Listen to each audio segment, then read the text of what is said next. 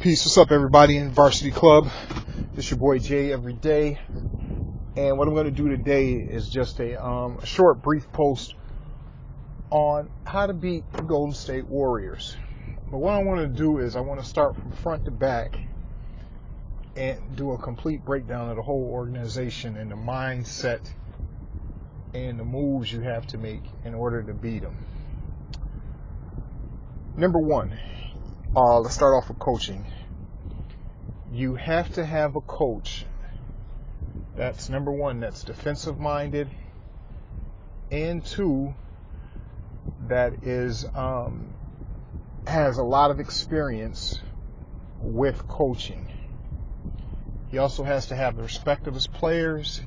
He can't be afraid to get in star players' faces, and he also has to be able to motivate the rotational players or the non-starters, because they're going to be needed at critical times. That's number one. So coaching. Number two, I'm going to start with the GM or the front office moves. As a general manager, the stars are going to be what the stars are going to be, meaning if you can get a couple of superstars, that's going to be needed.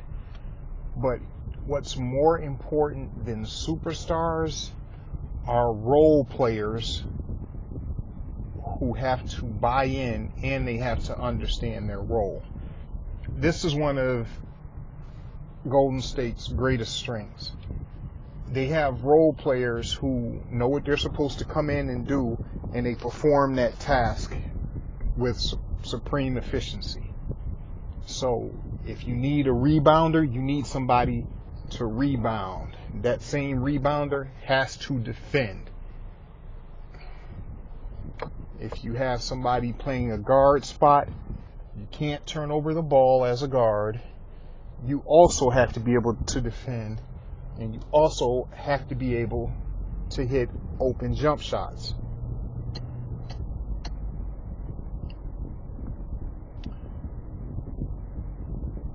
Next up, the general manager, it's his job to find said players. You're going to need a couple of good guards, and you're going to need great small forwards, more than power forwards and more than centers. So definitely small forwards and power forwards. I would say get those before getting a 7-footer. Now let's break down the starting players for Golden State. Go by position. Point guard. Point guard, you have Steph Curry. He's probably one of the most lethal shooters that the league has ever seen, especially with the rules being the way they are. And he has great ball handling skills.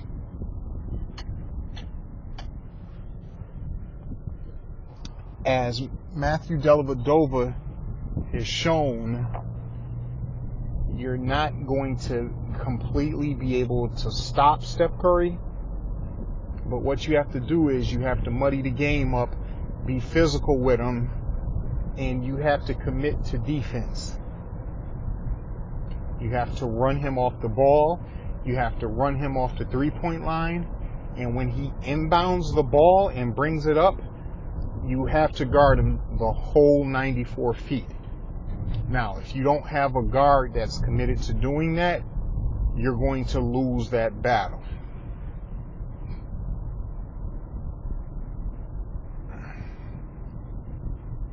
Also with Steph Curry, that guard also has to go back on him on offense and make him play defense. You can't just allow Steph Curry to sit there and not play. He has to expend energy on both sides of the court. Next up, shooting guard, Klay Thompson. Klay Thompson hasn't shown a willingness to go to the hole consistently. But what he will do is cut and use the backdoor picks and do the pick and pops, and he's a superb catch and shoot player. So whoever is guarding him, you have to hook him. You have to push him off the three-point line. You can't allow him to get in a rhythm when he shoots. And you have to maintain this over the course of a series. You also have to be physical with him. You have to slap his hand. You have to slap his wrist when he shoots.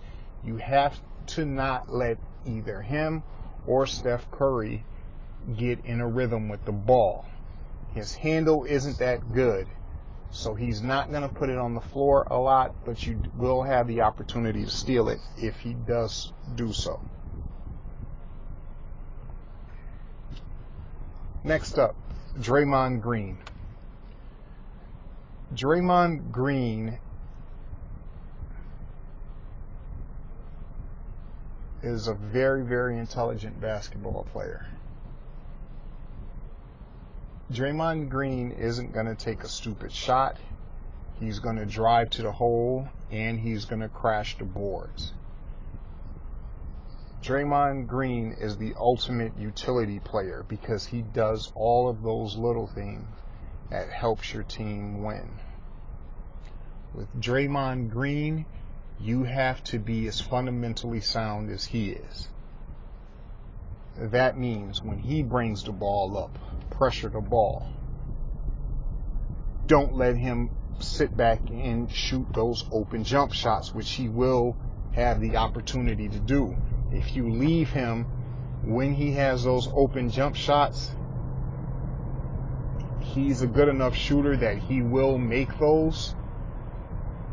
Not at a high rate, but again, those 3 or 4 threes he hit in a game is always at a crucial moment or when you leave him open.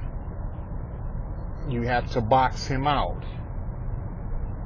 Because he's so aggressive on defense, you also have to go at him to make him get in foul trouble. And you have to pressure the ball.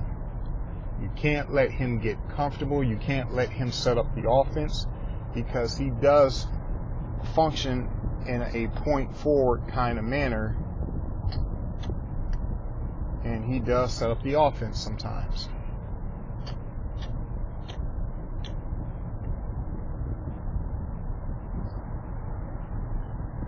Next up, Kevin Durant. Kevin Durant is Golden State's ultimate weapon. He's 7 feet tall. He can put the ball on the floor. He has a mid-range game, and he can shoot from 3.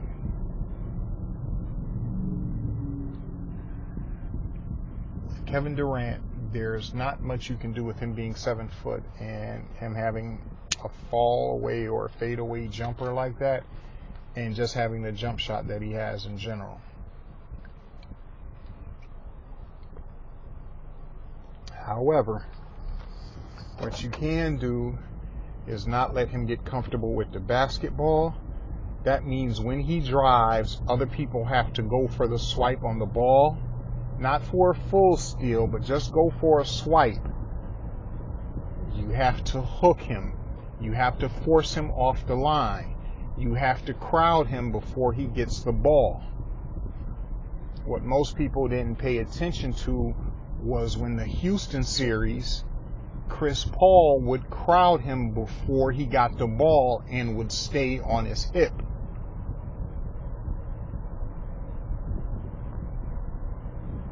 And that's how Houston was able to play them tough on the switch. Chris Paul would give him the jump shot over him because he couldn't do anything to stop it, but he still was physical with him, he still was crowding him, and he still was making him work without him having the ball.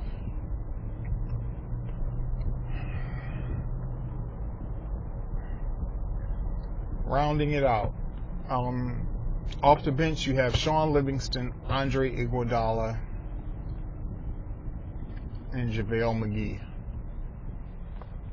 All three of these players are very intelligent, and they do their job to the max.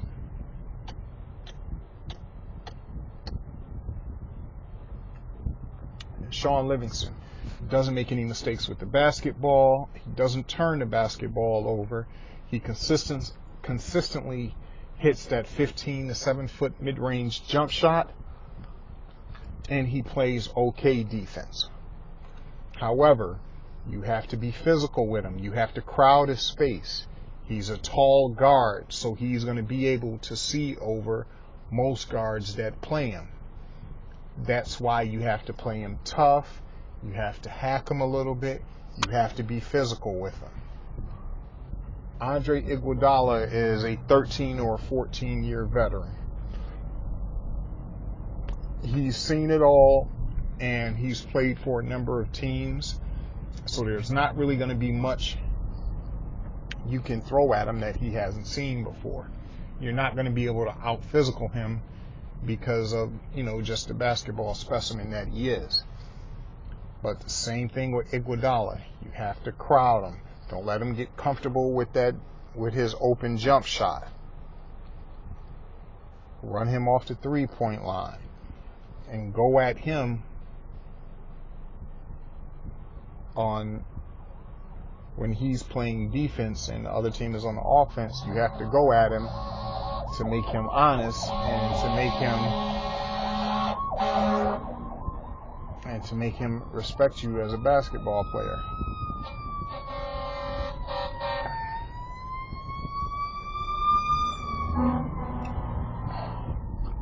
These are the necessary things that are needed in order to play with this team. Let me not forget JaVale McGee. JaVale McGee, you have to box him out. You got to push him away from the basket. The further he's away from the basket, the less effective he is. You can't let him get easy rebounds and easy put-back layups and easy to put back dunks. If you do, they will beat you. Overall, it has to be a defensive effort against the Golden State Warriors. You have to muddy the game up.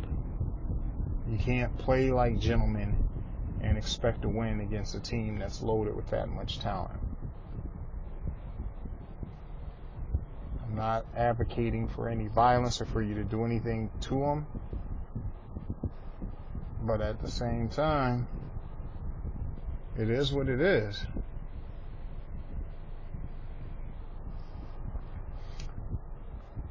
I'm not going to sit up here and be a hater and wish bad on nobody just because they're winning. All I'm telling you is these are the type of things you have to do or to avoid in order to have the relationship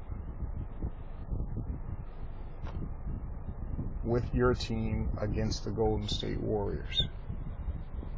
It has to be an all-encompassing group dynamic that, okay, we're committed to playing defense on them. Everybody has to buy in. That's what I mean by the relationship. Everybody has to be all in. All is one. Everybody has to say we're playing defense. We're not giving them shit. We're going to be physical against them. Everything we do is to not let them get in a position to where they can cruise and win this game.